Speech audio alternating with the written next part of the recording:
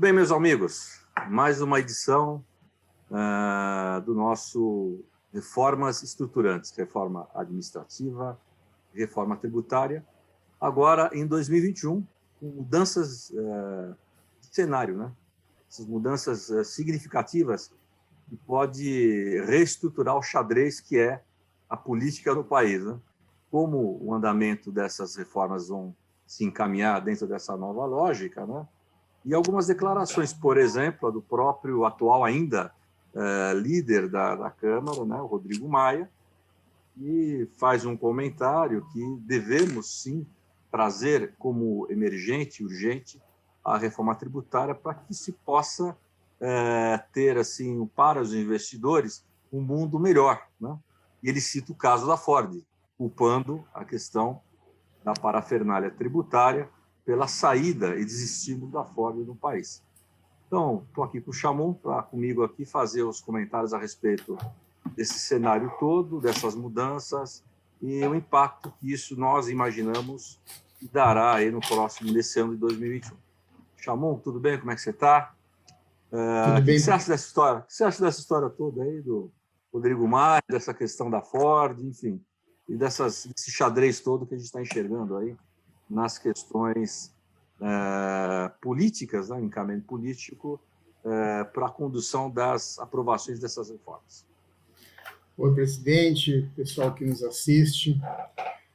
Pois é, a gente está falando aqui dos terceiro e quarto principal cargo do Brasil, né? A gente está falando de uma linha de comando hierárquica da presidência da Câmara e da presidência do Senado.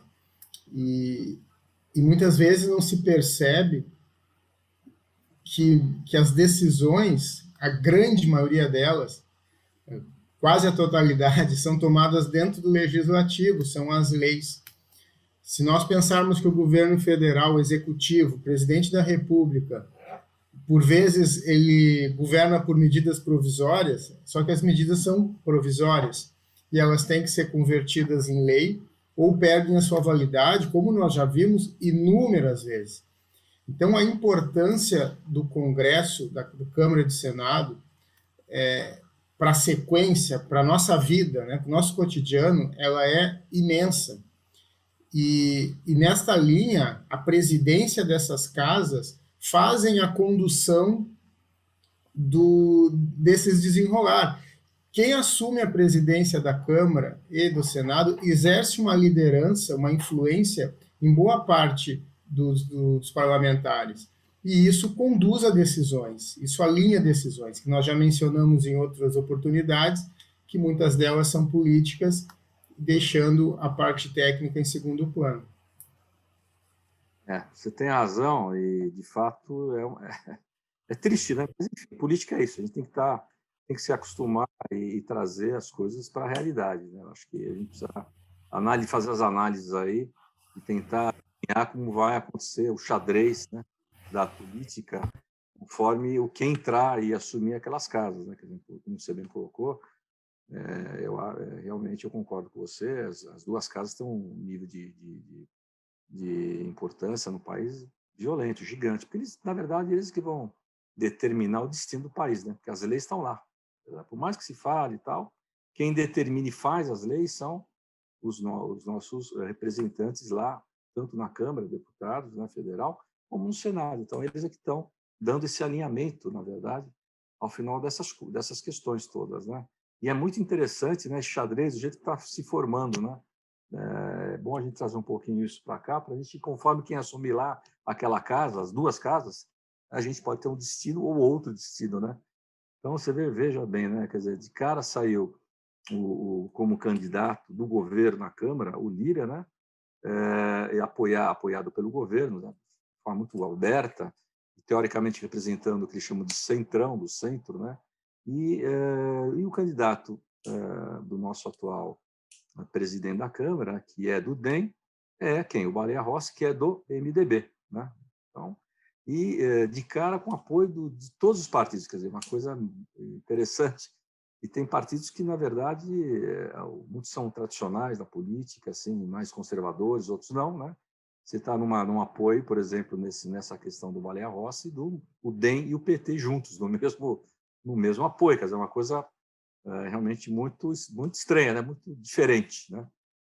Pensando pela lógica, pelo sentido lógico da história, né? Então, a gente não consegue entender bem. E a gente via que no Senado não existia, assim, por exemplo, um consenso, mas estava mais ou menos todo mundo encaminhando o apoio ao senador Rodrigo Pacheco, né?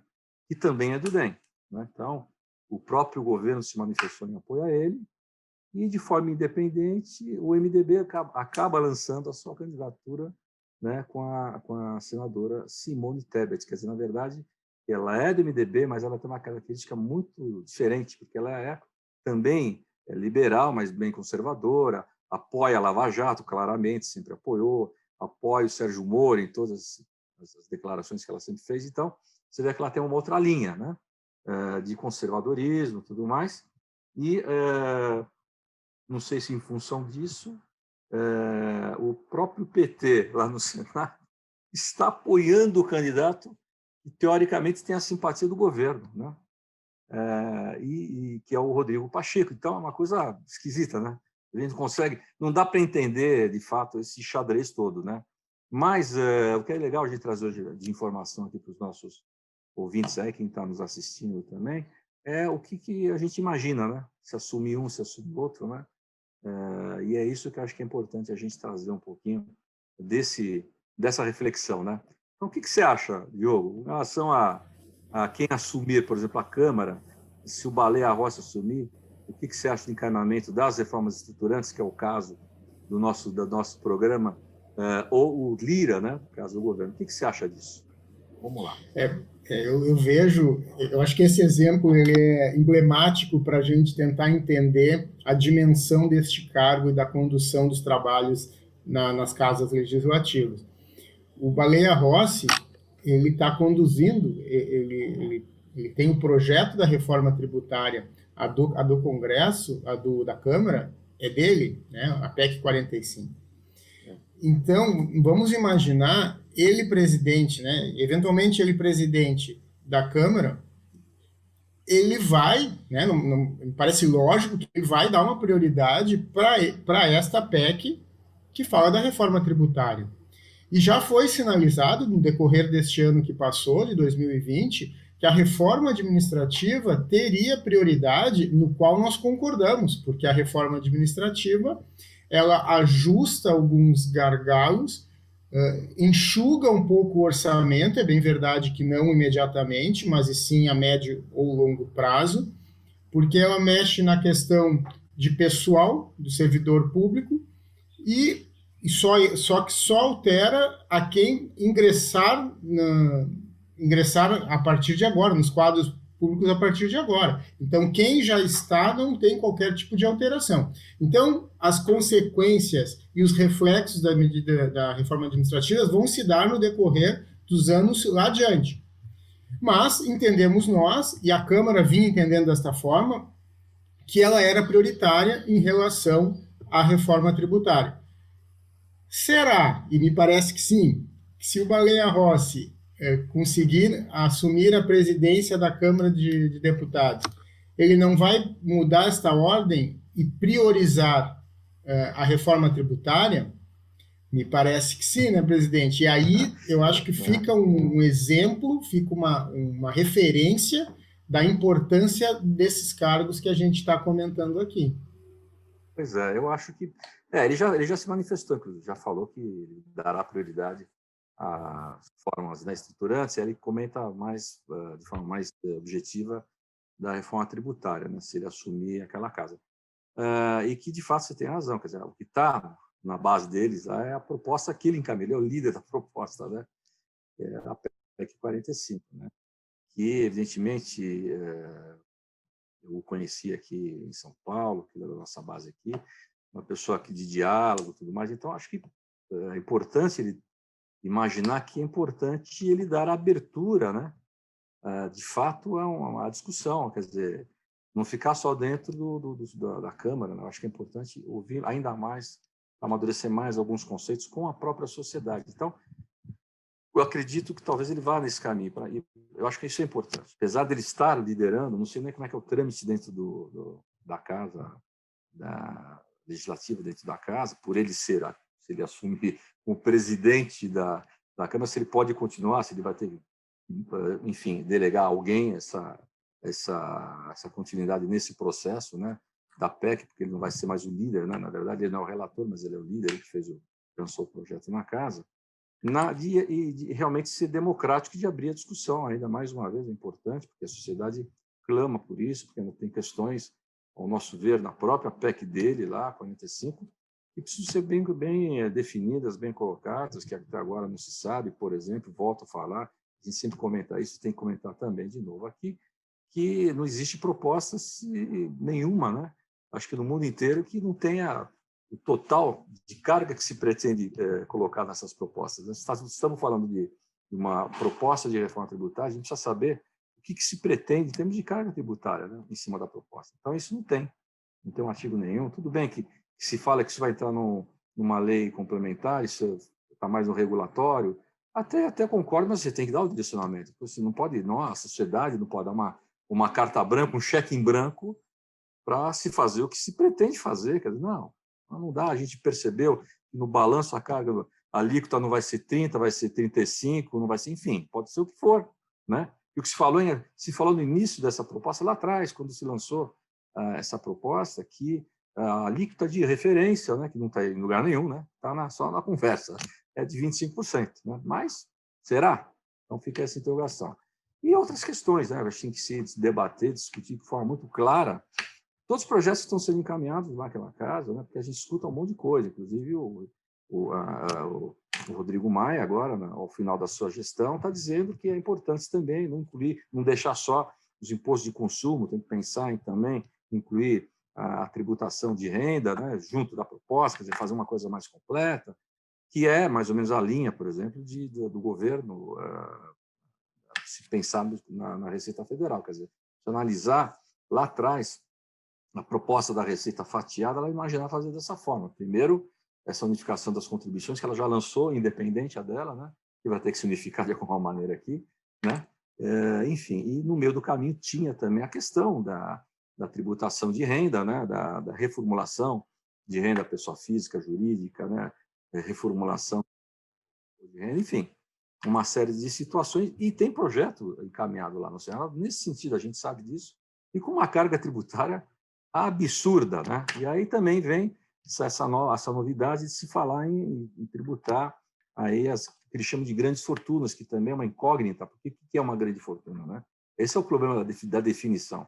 O que é a grande fortuna, né? Eu já ouvi até dizer que R$1 milhão é a grande fortuna. Pode até ser no país que a gente vive, né? Que a diferença, vamos dizer, social é absurda, né? É uma judiação lógica. Então, realmente, tem pessoas que escutam R$1 milhão, o cara realmente é um dinheiro que ele nunca vai ver na vida, quer dizer, porque não é uma grande fortuna hoje, né? Se pensar em termos de investimentos, em termos imobiliários, hoje um apartamentinho em qualquer lugar está nessa faixa, mais ou menos. Então, qualquer um pode ter um patrimônio hoje, vamos dizer, classe média, nessas condições, né? Então, a gente precisa pensar direito qual tipo de tributação que se pretende colocar. Então, são análises que têm que ser feitas com muita clareza e tem que ter um cuidado. Eu acho que o rito tem que ser emergencial, talvez rápido, mas tem que se fazer muita audiência pública, uma atrás da outra, escutar toda a sociedade, discutir bem, de forma muito ampla, muito aberta, né? Até porque na própria casa legislativa você tem muita gente que entende do tema e tem muita gente que não entende. Esse é outro detalhe, né? E tem gente que não é da área. Não é que não entende, não é natural isso, porque a pessoa não é da área, mas de repente ela foi convocada, e politicamente ela tem influência tal, e está, por exemplo, numa liderança de um projeto como esse, e não conhece com profundidade. Então, você precisa esclarecer essas pessoas, trazer informação, até para eles se questionar, mas esse é o caminho? Não. Enfim, para trazer uma reflexão maior e para poder fazer um projeto de forma mais adequada. Então, eu enxergo isso, acho que ele vai, de fato, encaminhar, se ele assumir, mas e aí? Né? Com qual critério? Isso é uma coisa que, de fato, é o xadrez do tabuleiro político, que a gente não sabe como é que vai caminhar. Né? E no caso do Lira, é a mesma coisa, né? Vamos ver. Eu acho que o Lira não vai colocar essa proposta para aprovar Talvez porque seja uma proposta do Baleia Rossi, enfim, é complicado, mas a gente tem que pensar em tudo, né? E aí, Samu? Presidente, eu acho, não, perfeitas as colocações. A questão é que nós precisamos de uma pessoa de diálogo, a gente precisa de lideranças com muito diálogo, porque os assuntos são muito híbridos, os assuntos são muito diversos, então tem que ter uma pessoa de muito diálogo. É impossível que a gente imagine que um parlamentar, seja ele qual for, vá dominar todos os projetos, nem os prioritários, não há esse domínio. Tem as assessorias técnicas que contribuem e são muito boas, mas então a gente precisa de alguém que escute. E aí eu vou reforçar também uma fala que eu venho batendo muito na tecla. A sociedade tem que ficar muito atenta, porque as propostas estruturantes, em especial a tributária, que afeta diretamente a todos os brasileiros, porque não adianta a gente pensar que aumentar o imposto da empresa, o empresário que vai pagar, não, vai para o preço, quem vai pagar é o contribuinte, é o cidadão, é o consumidor. Então, a gente tem que ficar muito atento a isso, porque o que está apresentado hoje, as propostas, e a gente pode ampliar não só para as PECs, mas também para outros projetos, eles não, muita coisa ali está distorcida. A gente não pode aceitar algumas situações, como bem relatou o presidente. Por isso da importância de ter alguém de diálogo. E aí reforça essa dificuldade que nós temos, nós, uma entidade representativa da classe empresarial, da classe contábil, nós precisamos ter espaço para o debate. A gente tem muita contribuição para fazer, a sociedade tem muita contribuição para fazer. E reforço, nesse momento virtual, a dificuldade é gigante, as reformas como já estão definidas e propagadas são estruturantes. E eu acho que entendo, né, que reformas estruturantes precisam de um debate maior com quem vai pagar a conta. O debate interno, o debate da casa lá legislativa, ok, deve estar ocorrendo e com muita intensidade. Mas com a sociedade, com as partes e com a parte mais interessada, está totalmente prejudicado. E, infelizmente, porque nós temos exemplos de períodos anteriores de boas discussões, de boas propostas que foram entendidas e aceitas por muitos gabinetes de parlamentares. Então, é só isso que eu me preocupo. A gente tem que estar atento, apesar de não ter as ferramentas disponíveis para essa batalha, mas a gente tem que ficar atento, porque pode sim a reforma, com a mudança de liderança, as reformas passarem, andarem mais rápido. Mas elas têm que andar mais rápido, o Brasil precisa, mas elas têm que andar mais rápido num sentido bom. Não pode piorar. Eu acho que é importante abrir o diálogo, né? Vai mudar a presidência das duas casas e a gente precisa realmente ter desses novos presidentes, né? O diálogo. Né? O diálogo tem que ser muito importante com a sociedade.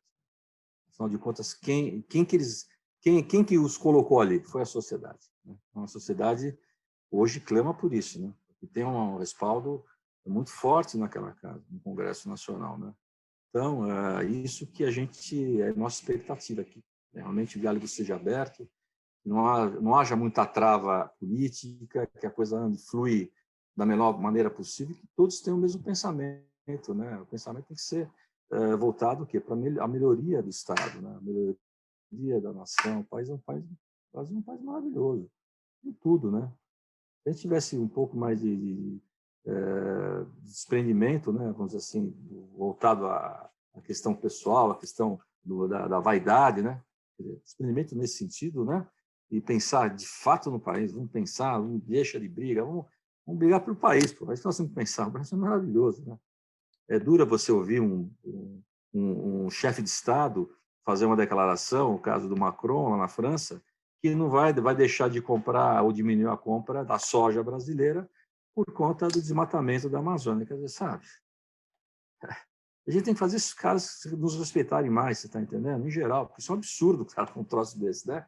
É um absurdo, né? Mas eu estou dizendo isso por quê? Porque a gente fez uma política tão de dureza em alguns momentos, quer dizer, não tivemos aquele jogo que sempre tivemos na política externa, que agora o cara fala uma bobagem lá na França e tem uma repercussão forte na Europa, né? Porque Como é que faz, né?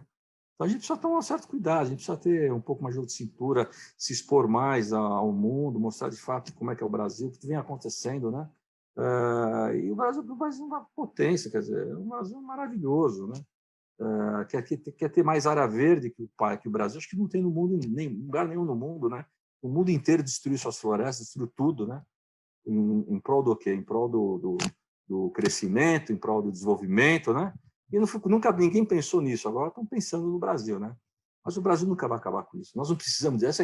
Essa é a verdade. Isso precisa ser falado. O Brasil é uma potência, não precisa disso. Então, a gente precisa se unir realmente em todos os lados, todos os sentidos, né?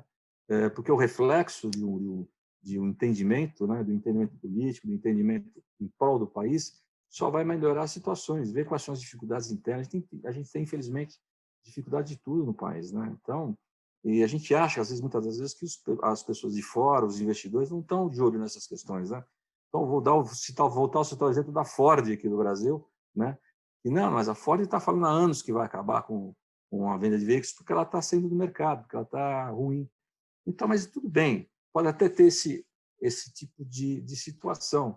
Mas por que ela escolheu a Argentina, o Uruguai, para continuar na América do Sul, na sua plataforma industrial de veículos, né? Ela vai acabar, mas vai continuar com plataformas industriais, né? Na construção de veículos ou de SUVs, o que for, caminhonetes, não importa. Aonde?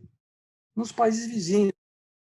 Eu não nada contra o Uruguai nem a Argentina, eu adoro os dois países, mas você não pode comparar, a gente tem que ser muito claro, né? Com a potência do país Brasil em relação aos outros países da América do Sul. Não dá para... Não tem como comparar. Então, tem algum ingrediente aí, não desse governo, mas ao longo de anos, né, que fez que a Ford está 100 anos do país. Né? É uma vergonha para o Brasil a Ford ir embora, na minha opinião. Me senti mal, me senti envergonhado por esse motivo. Por que foi embora? Mas por que está acabando com o carro? Porque nessa escolha de aonde ficar, estrategicamente, o Brasil, teoricamente, será muito melhor para tudo. Para porto, você pode montar alguma planta industrial num porto, lá para cima, no Nordeste, que já tá de cara nas Américas, mais próximo da Europa. O Brasil, sabe, tem tudo. Um país rico. Se você tiver uma política muito favorável a quem vem de fora, né, em muitas situações, e um país estável, o sujeito vai botar dinheiro aqui. Né? Agora acontece um troço desse e fica uma dúvida. E aí? Né? Não é só porque o cara está saindo. Por que a Mercedes também fechou agora a fábrica? Ele está dizendo que não vai mais produzir carro no Brasil. Não é que ela vai parar de produzir carro, ela vai produzir carro, mas aonde? No Brasil. Alguma coisa tem, percebe? Ah, não, mas não é tributo, damos um monte de incentivo, eles caras botaram um monte de dinheiro no bolso. Não é essa a questão é a conjuntura. O cara vê a segurança política, sabe, o que se fala não se cumpre, tem lei que serve, tem lei que não serve. Posso dar o exemplo da própria medida provisória que você comentou. Está na lei que não pode, medida provisória é uma medida emergencial, e está especificado para que serve a medida provisória, em quais situações. Não se respeita a isso. O Brasil, muitas vezes, já há muitos anos, ele vem sendo legislado através de medida provisória. Está certo isso? E está na lei que não pode. E tem situações que não pode. E é feita a medida provisória. E ninguém fala nada. Quer dizer, então, isso parece, os outros, quem está de fora, inclusive para nós, cidadãos brasileiros, temos essa consciência, parece que a gente é um monte de bobo. Quer dizer, o investidor fala, pô, estou enxergando isso daí. Segurança eu tenho de assinar um contrato com o Brasil, com alguma coisa, se ele não cumpre. Essa é a questão, percebe? É um pouco mais embaixo o buraco. Acho que a gente precisa começar a mudar esse quadro. Então, aí volta a falar do Congresso. Essa é a motivação que eu tenho, que eu acho que é importante, todos nós temos de fato, a gente trabalha em prol do país, de forma coerente, e ter desenvolvimento político nas discussões, e ser mais coerente nos projetos de reforma para o país. Esse caso da Ford praticamente uma tragédia para a economia do Brasil, né? Principalmente dessas cidades onde ela estava sediada. Mas a gente precisa tirar uma lição disso. Nós precisamos entender que a reforma tributária trata diretamente do que fez parte da decisão da Ford. Agora, se nós passarmos a tributar os dividendos, isso seria um atrativo para a Ford ou isso é um atrativo para demais empresas multinacionais pegar o seu boné e sair do Brasil? porque a gente precisa pensar nisso também. Tem que pensar no todo, não adianta a gente pensar em aspectos parciais. Então, a reforma tributária trata diretamente disso. E essa lição da Ford tem que ser aprendida. O ambiente, eles não, o presidente foi perfeito. Eles não saíram daqui porque a Argentina tem uma bela costa marítima. Não, não foi por isso. Saíram daqui porque o ambiente de negócios aqui, eles entenderam que era menos favorável que a Argentina e o Uruguai. E a reforma tributária tem uma relação direta com isso. Direta. Não é tudo, porque tem a questão de segurança, a questão política, sim, é verdade, mas a parte tributária é primordial numa decisão dessas. E aí eu repito, dividendos, está sendo aí a discussão de tributar os dividendos como a salvação de tudo, para poder fazer aquela política do Robin Hood, né? Tributa os grandes e diminui a tributação dos menores. De novo, questão do conceito das grandes fortunas, quem que é grande? A microempresa é grande? A pequena empresa é grande? Agora, o fato é, esse tipo de alternativa e instabilidade colocou uma grande empresa mundial, né, multinacional, para fora do Brasil. E outras podem tomar o mesmo caminho. Então, a reforma tributária tem essa importância também diretíssima na economia do Brasil. E a gente precisa estar cada vez mais atentos a isso, porque não é possível a gente estar suscetível a uma empresa de porte como a Ford precisar enxugar a sua estrutura e quem pagar a conta, né, quem perde é o nosso país.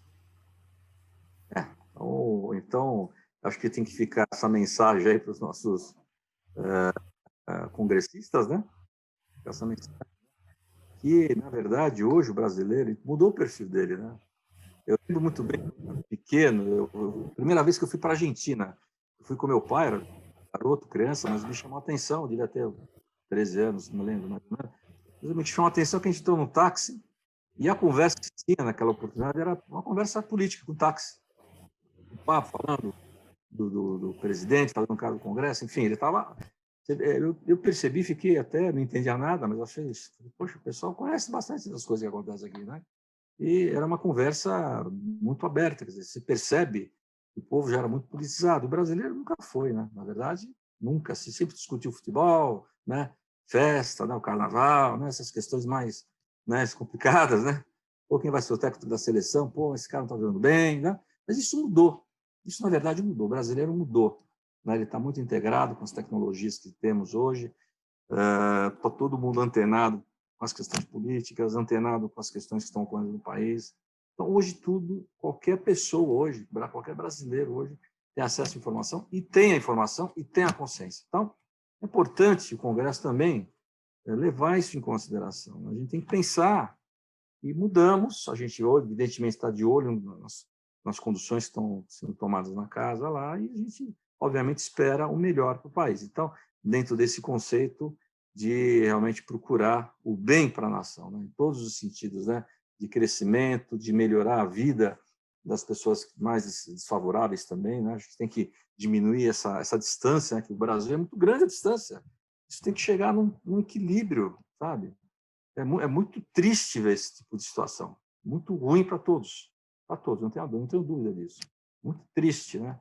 Você pode até ajudar, né? Mas a nossa ajuda é limitada, né? Você ajuda dentro do que você pode também, né? De forma limitada, mas quem tem que realmente motivar isso e fazer essas políticas públicas sociais mais fortes é o governo, né? Com todo um critério, todo um planejamento de forma adequada, enfim. Acho que tudo isso está dentro dessa conjuntura que a gente está comentando. E as reformas estruturantes, em especial a tributária, que também tem esse cunho de atração, né, de empresas, de investidores, dinheiro novo no país, né? E a verdade é essa.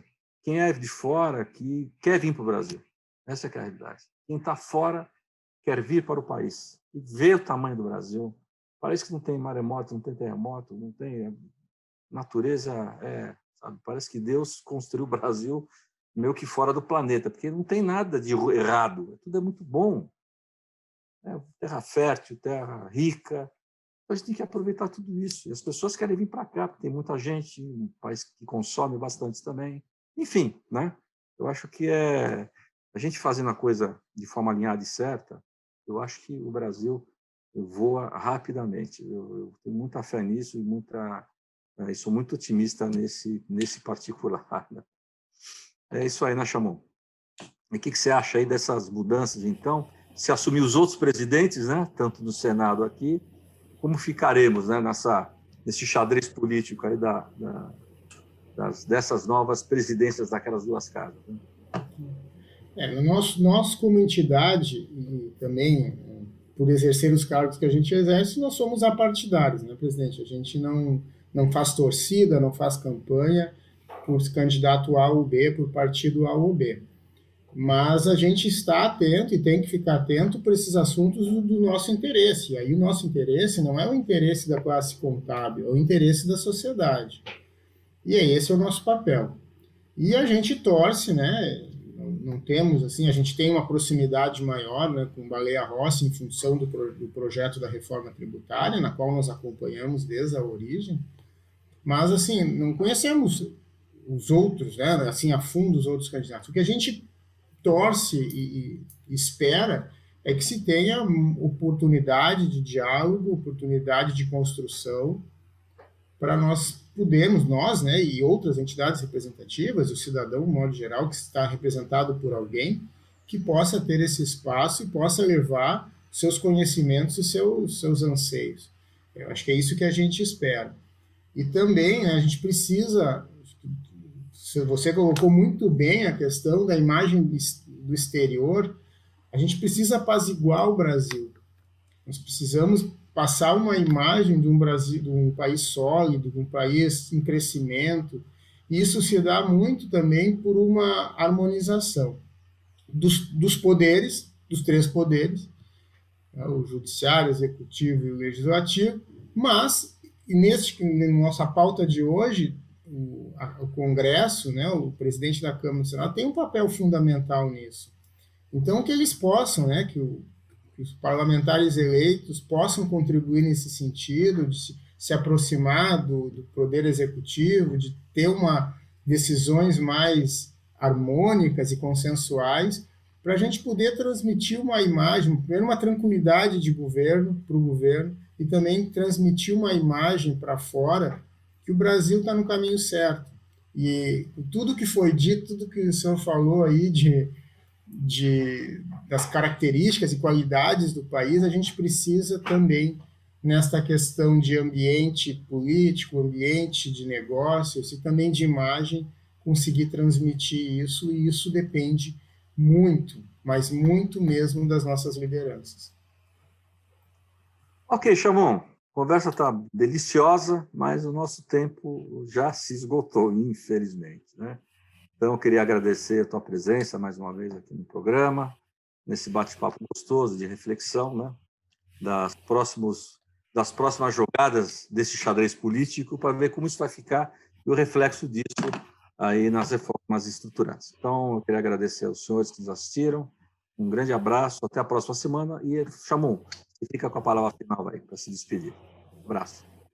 Agradeço a oportunidade e ressaltar que estamos atentos a todos os movimentos do Congresso, além dos temas que nos atraem, e essa eleição estamos acompanhando e atentos. Obrigado, um abraço a todos.